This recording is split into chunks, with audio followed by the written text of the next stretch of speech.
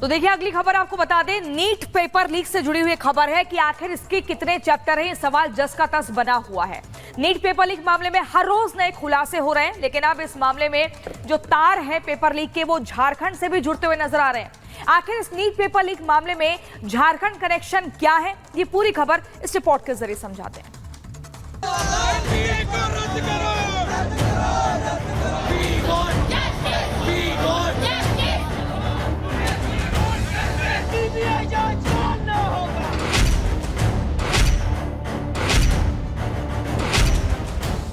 NEET के cheat कांड को लेकर हर रोज नए खुलासे हो रहे हैं।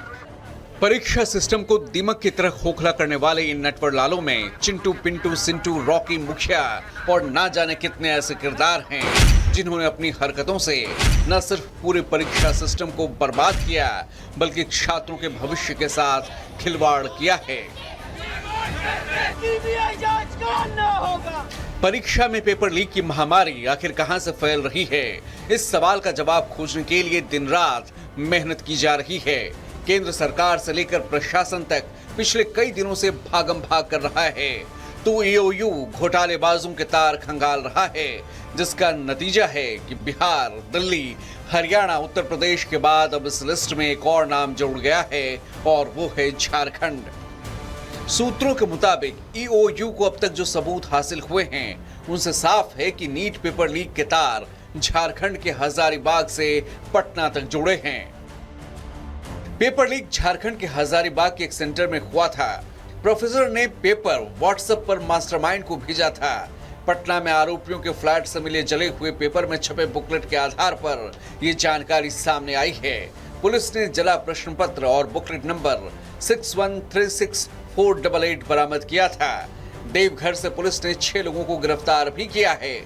सूत्रों का कहना है कि देवघर के देवीपुर में ही पेपर की छापेमारी की गई।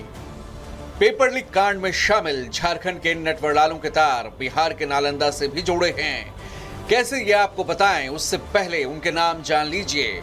सूत्रों के मुताबिक पकड़े गए युवकों में चिंटू कुमार उर्फ सिंटू, प्रशांत कुमार, पंकु कुमार, परमजीत सिंह, बलदेव सिंह और काजू कुमार शामिल हैं।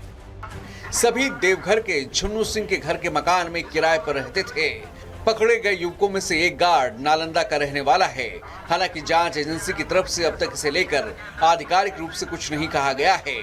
जांच एजेंसियां भले ही कुछ ना कहे, लेकिन सियासत जमकर हो रही है। लाखों बच्चे सड़क पे हैं और आप गेस्ट हाउस की हॉन्टेड स्टोरी बना रहे हो। एक आप कमजोर दिख रहे हो, बेईमान दिख रहे हो।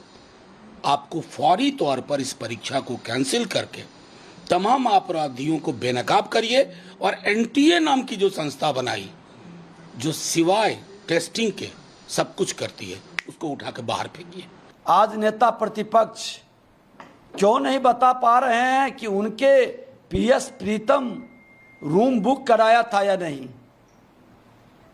सिकंदर को ठहराया था या नहीं, अनुराग उसके नाम पर ठहरा था या नहीं। ऐसे लोग बिहार के बच्चों का, देश के बच्चों के भविष्य के साथ खिलवाड़ करने की मानसिकता से कब मुक्त होंगे। उस पे लगातार कोर्ट भी मॉनिटर कर रहा है, लगातार मिनिस्ट्रियल इंक्वायरी भी हो रही है, लगातार सीबीआई इंक्वायरियां भी मार्क हो चुकी हैं। उसे बहुत सीरियसली लिया जा रहा है। वो उसमें कोई भी जो कमियां नहीं रहेगी, क्योंकि वो बच्चों के जिंदगी का, भविष्य का सवाल है।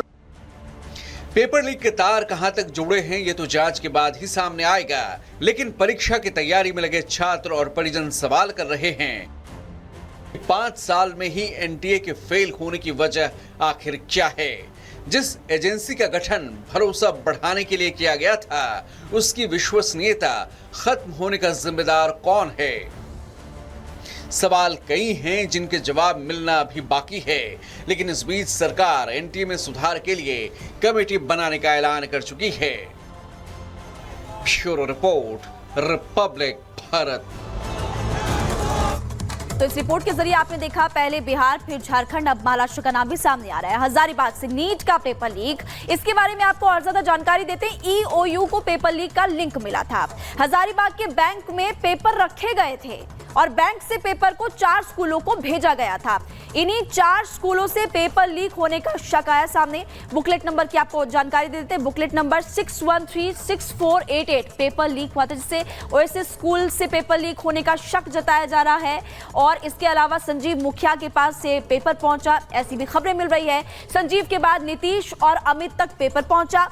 अमित और नीतीश के रांची में सॉल्वर गैंग को उसके बाद ये पेपर फिलहाल भेजा गया। तो इस तरह से इस पूरे मामले की जांच पड़ताल लगातार हो रही है। पहले बिहार का कनेक्शन सामने आया, फिर झारखंड और उसके बाद अब महाराष्ट्र का भी।